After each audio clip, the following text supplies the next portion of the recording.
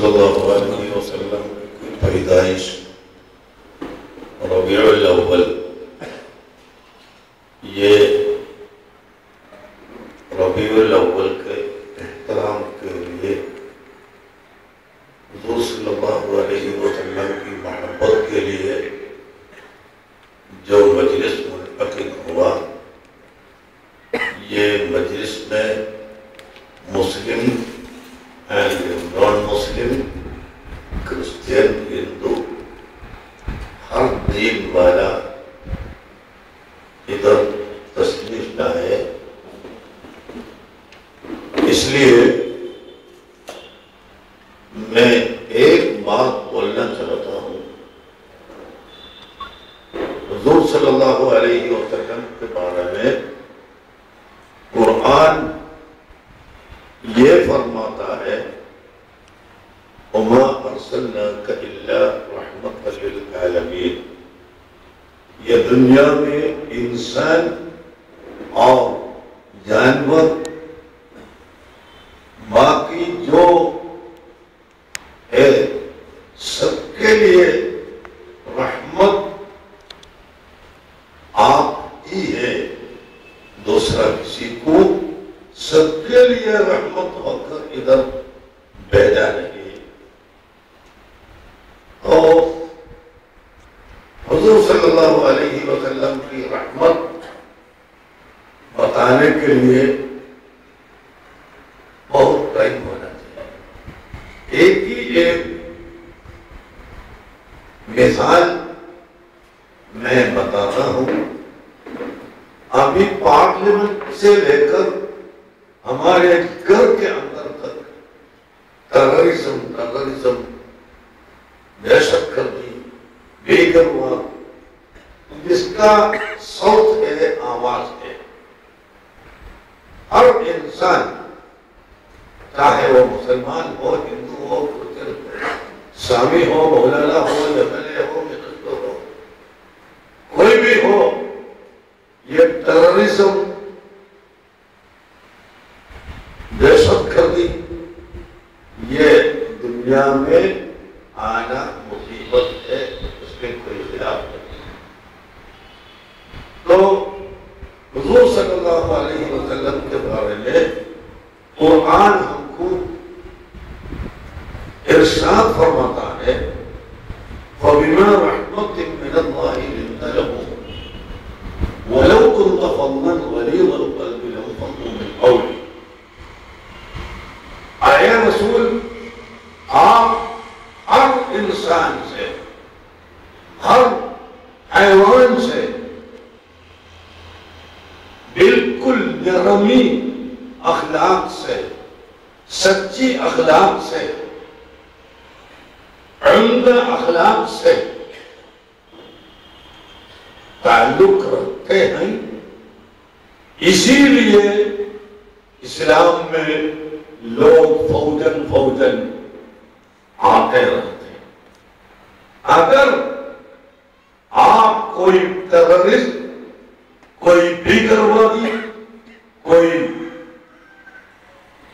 دہشت گردی کا آدمی تو آپ کے ساتھ کسی کو نہ ملے تھے، کسی کو نہ ملے تھے۔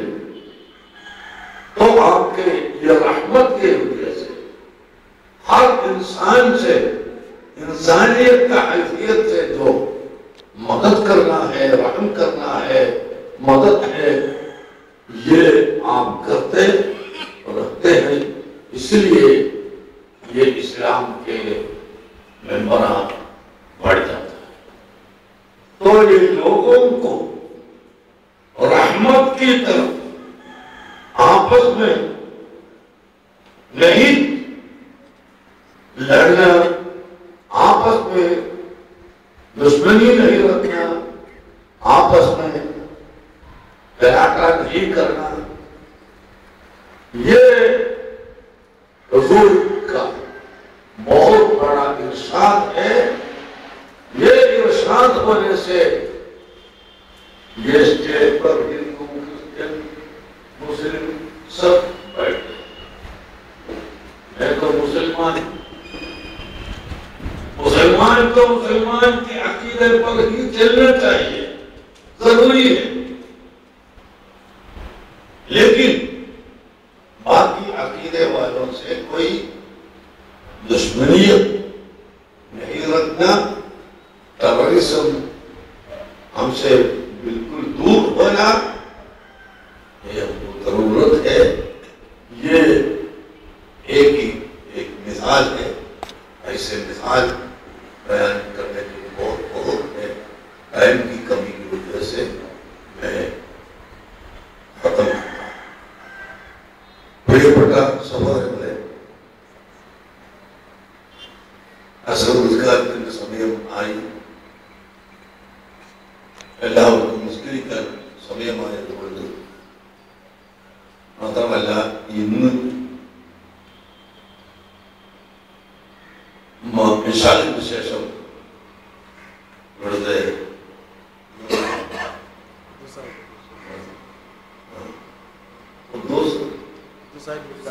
സാഹിബ് മസ്ജിദിൽ വലിയ പരിപാടിയുണ്ട്. അതുകൊണ്ട് ഞാൻ അവിടെ വെച്ച് സംസാരിക്കുന്നതുകൊണ്ടും ഇവിടെ കൂടുതൽ സംസാരിക്കുന്നില്ല. ഞാനിപ്പോൾ ഉറുദുവിൽ പറഞ്ഞത് നിങ്ങൾക്കെല്ലാവർക്കും അറിയാമായി.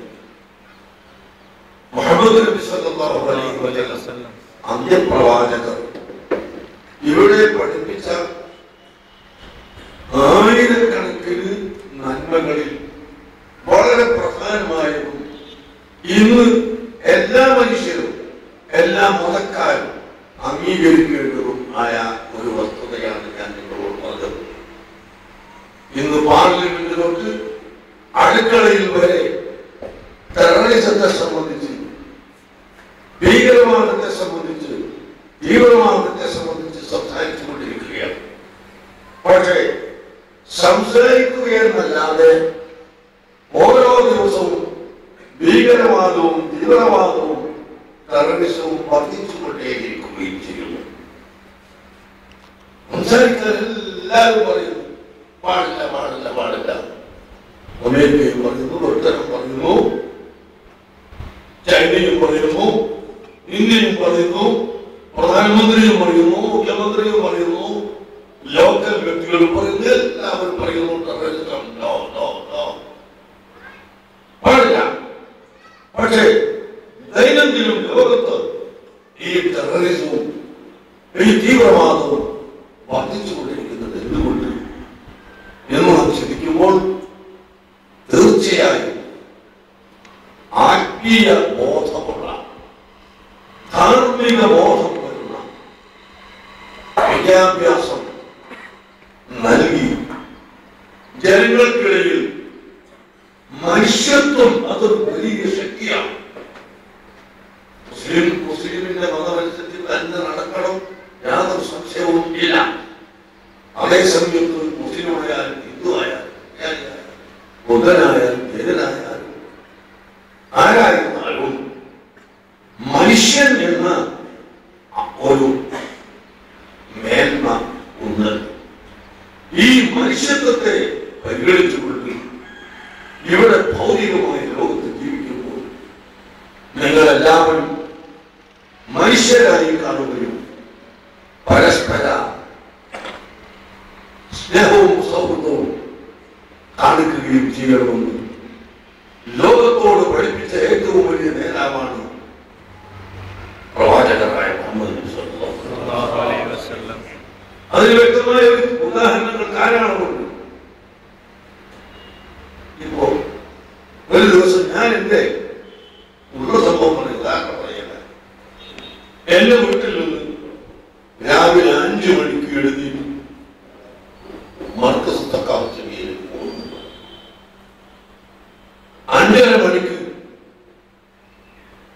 താമരശ്ശേരിക്കടുത്ത്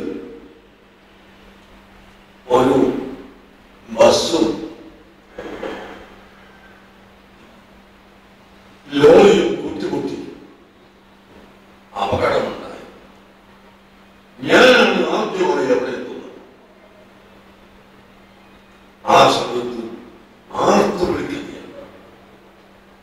നിങ്ങൾ മനസ്സിലാക്കണം, ഞാൻ എന്റെ വണ്ടിയിൽ ഏകദേശം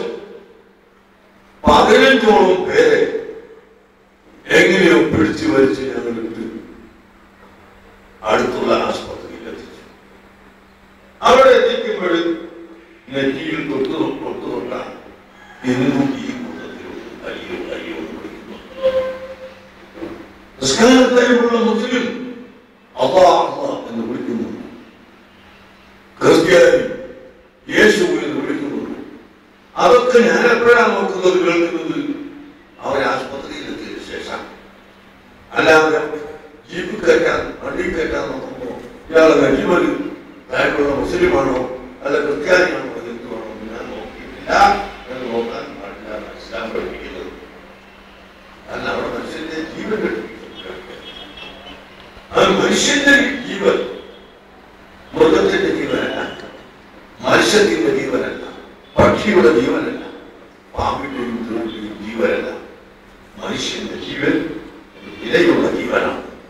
അതുകൊണ്ട് തന്നെ ആ ജീവൻ രക്ഷിക്കുക എന്നത് മതത്തിന്റെയോ ജാതിയുടെയോ വർഗത്തിന്റെയോ നാടിന്റെയോ വ്യത്യാസം നോക്കാൻ പാടില്ല എന്ന് പഠിപ്പിച്ചത് മുഹമ്മദ് നബി സല്ലല്ലാഹു അലൈഹി വസല്ലം. ആ പഠിപ്പിച്ചതിൽ നിന്ന് എത്ര വലിയ സമാധാനം ലോകത്തിൽ ഇവിടെ ഉണ്ടായിപ്പോയി. എന്നാൽ ഈ ഒരു ധാർമ്മിക ബോധം വളർത്തുന്ന വിദ്യാഭ്യാസം ഇല്ലാത്തത് കൊണ്ടാണ് ഈ രാജ്യത്ത് ഭീകരവാദവും തീവ്രവാദവും പറയുന്നത്. ഒരു വിദ്യാഭ്യാസം ഇല്ലാത്തതുകൊണ്ട് തോന്നുന്നില്ല. വിദ്യാഭ്യാസം മഹാത്മാഗാന്ധിജിയെ വെടിവെച്ചുകൊണ്ടത് വിദ്യാഭ്യാസം, ഇന്ദിരാഗാന്ധിയെ കൊന്നത് വിദ്യാഭ്യാസം കൊണ്ടുവരാം, രാജീവ് ഗാന്ധിയെ കൊന്നത് വിദ്യാഭ്യാസം കൊണ്ടുവരാം. വിദ്യാഭ്യാസം ഇല്ലാത്ത ജനങ്ങൾ ജാതികളല്ല, വലിയ വലിയ PhD-കാർ IAS-കാരും എല്ലാം ആണ്.